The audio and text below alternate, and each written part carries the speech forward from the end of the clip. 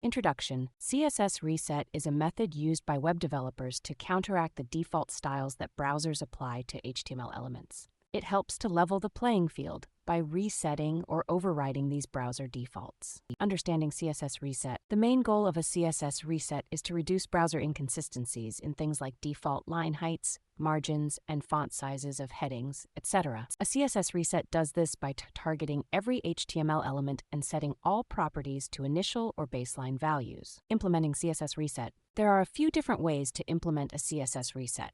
The simplest method is to include a block of reset code at the top of your CSS file. This code targets every HTML element and sets all of their properties to initial values. This is a blanket approach and does not take into account any specific needs your site may have. Tips and common mistakes: one common mistake is forgetting to include the reset code before your other CSS rules. Another common mistake is using a CSS reset without fully understanding what it does.